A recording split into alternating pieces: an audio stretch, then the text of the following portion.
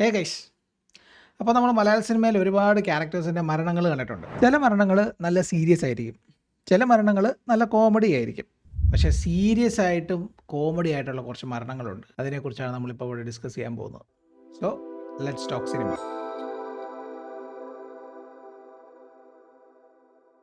ഈ അടുത്തിറങ്ങിയ മാർക്കോ സിനിമയിൽ നമ്മൾ ഒരുപാട് ബ്രൂട്ടൽ സീൻസ് കണ്ടിട്ടുണ്ട്. അപ്പോൾ ഇതേപോലുള്ള ബ്രൂട്ടൽ സീൻസ് കുറച്ചധികം യൂസ് ചെയ്തിട്ടുള്ള ഒരാളായിരുന്നു ഡയറക്ടർ വിനയൻ. അപ്പോൾ പുള്ളിയുടെ 2003 റിലീസായ വാർ ആൻഡ് ലവിലും ഉണ്ട് കുറച്ചധികം ബ്രൂട്ടൽ സീൻസ്. പുള്ളി തൻ്റെ ഓരോ ക്യാരക്ടറിനും ഓരോ ടൈപ്പ് മരണങ്ങളാണ് അതിനകത്ത് കൊടുത്തേക്കുന്നത്. ഓരോരുത്തരും വെറൈറ്റി പിടിച്ചിട്ടുണ്ട്. അപ്പോൾ അതിനകത്ത് ഏറ്റവും വെറൈറ്റി എന്ന് പറഞ്ഞാൽ നമ്മുടെ മച്ചാൻ വർഗീസിന്റെ മരണത്തില്ല. നോ ഒഫൻസ്, പുള്ളി ഓൾറെഡി ഒരു പട്ടാളക്കാരൻ്റെ ഫിസിക് അല്ല. പുള്ളിയുടെ ആ ഡെഡ് സീൻ എന്ന് പറഞ്ഞാൽ ഭയങ്കര സീരിയസ് സിറ്റുവേഷൻ ആണ്. പക്ഷേ എപ്പോൾ കണ്ടാലും ചിരി വരും. എന്റെ ജാതക പ്രകാരം ആയുസ് 87.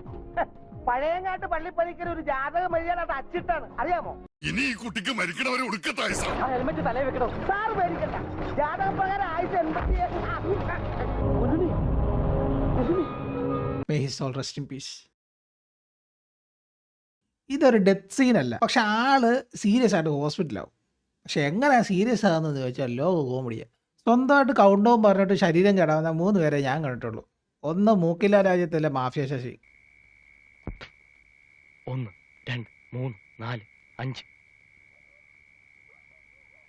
6 7 8 9 10. 2 CD മൂസയിലെ ആ തുരപ്പം കൊച്ചിനി, 3 the underworld don Kandamparambil Johnny. പുള്ളി പയ്യനെ കളിത്തോക്കൊക്കെ കൊടുത്ത് വെടിവെക്കാൻ പഠിപ്പിക്കുമായിരുന്നു. ഒരു സുപ്രഭാതത്തിൽ പയ്യൻ റിയൽ തോക്കും കൊണ്ട് വന്നിട്ട് ഒരു സർപ്രൈസും കൊടുക്കും. Oh. 1 2 3.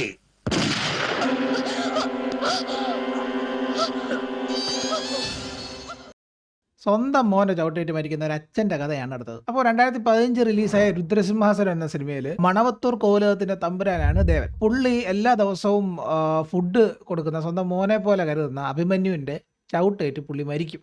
ഇതിനകത്ത് കോമഡി എന്താണെന്ന് വെച്ചാൽ ഈ അഭിമന്യു ഒരു ആനയാണ്. അത് വെറുതെ ഒന്ന് ആനയാണേ പോട്ടെ, ഇത് മതവള ചെയ്യുന്ന ആനയുടെ അടുത്ത് പോയി മോനെ മോനെ എന്ന് വിളിച്ചാൽ പിന്നെ ആന പിന്നെ എന്ത് ചെയ്യും? ചവിട്ടിക്കൂട്ടും.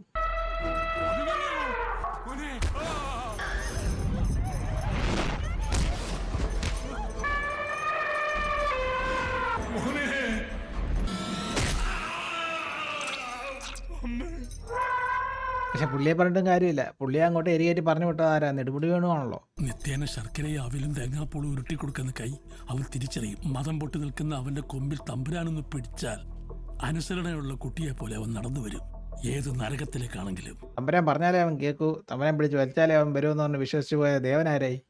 പടവായി.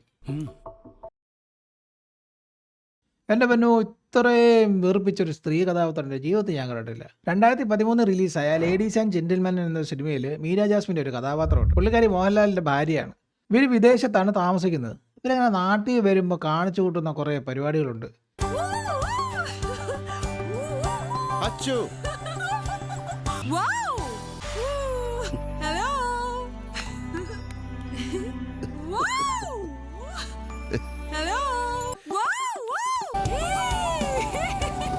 പുള്ളിക്കാരുടെ ഏറ്റവും വലിയ ആഗ്രഹം എന്ന് പറഞ്ഞാൽ ഓട്ടോയിൽ കയറുക, സൈക്കിളിൽ ഓട്ടുക, ഇതൊക്കെയാണ്. ഇതൊക്കെ സാധിച്ചു കൊടുക്കാൻ നമ്മുടെ ലാലേട്ടനുണ്ട്. അങ്ങനെ പുള്ളിക്കാരി ഒരു ദിവസം ഓട്ടോയിൽ വലിഞ്ഞു കയറും. എന്നിട്ട്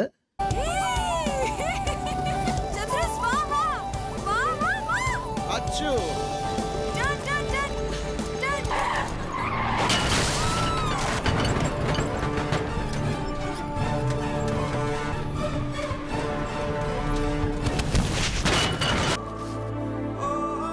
ആ ഓട്ടോ പമ്പരം കറങ്ങുന്ന പോലെ കറങ്ങുമ്പോൾ കിട്ടുന്ന ഒരു സാറ്റിസ്ഫാക്ഷൻ ഉണ്ട്.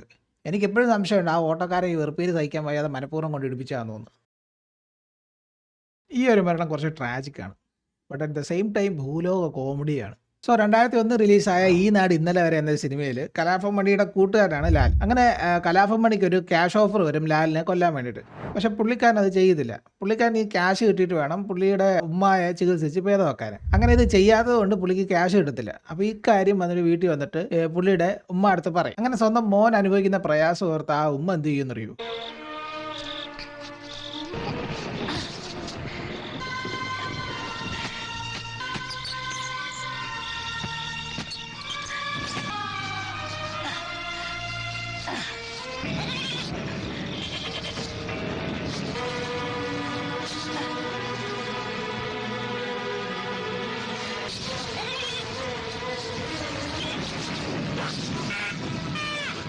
ഇങ്ങനെയൊക്കെ ആരെങ്കിലും മരിക്കുമോ എന്ന് ചോദിച്ചാൽ എനിക്കറിയത്തില്ല. പക്ഷെ കോമഡി എന്താണെന്ന് വെച്ചാൽ പിറ്റേന്ന് പോലീസുകാർ ഈ മരണം റിപ്പോർട്ട് ചെയ്യാൻ വരുമ്പോൾ കലാഭവൻ മണി ഇതെങ്ങനെ ആത്മഹത്യയാണെന്ന് പറഞ്ഞ് ഒപ്പിക്കുന്ന കാര്യം ആലോചിച്ചിട്ടാണ്. ഇനി ഒരു പ്രേത സിനിമയാണ്.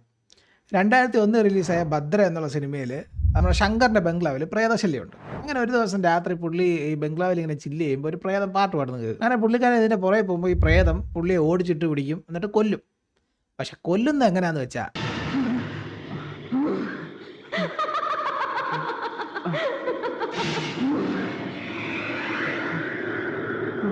മാഫിയ ശശിക്ക് ഈ പടത്തിൽ എന്താ കാര്യം എന്നുള്ള ചോദ്യം ഞാൻ നിരോധിച്ചിരിക്കുന്നു.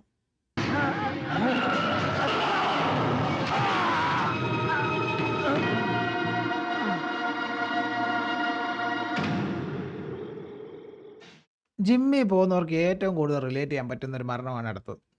അപ്പോൾ ഒരു 1993 റിലീസായ ഗാന്ധർവ് എന്ന സിനിമയിൽ ശങ്കറിനെ കൊല്ലാൻ വേണ്ടി കുറച്ചൊരു പ്ലാൻ ചെയ്യും. പുള്ളി ജിമ്മിൽ ബെഞ്ച് പ്രസ് ചെയ്തുകൊണ്ടിരിക്കുന്ന സമയത്താണ് ഈ ഗുണ്ടകളൊക്കെ കയറി വരുന്നത്. എന്നിട്ട്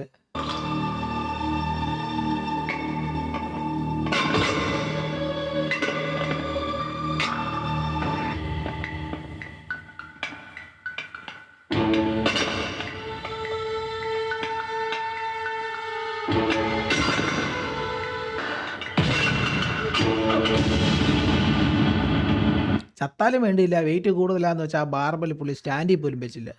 പീക്ക് മെയിലീഗോ. അപ്പോൾ ഇതേപോലുള്ള ഏതെങ്കിലും സീരിയസ് ആയിട്ടുള്ള കോമഡി മരണങ്ങൾ ഞാൻ വിട്ടുപോയിട്ടുണ്ടെങ്കിൽ നിങ്ങൾ കമൻറ്റ് ചെയ്യുക. നമ്മൾ അതൊക്കെ വെച്ചിട്ട് പുതിയൊരു വീഡിയോ ചെയ്യുന്നതായിരിക്കും. So by.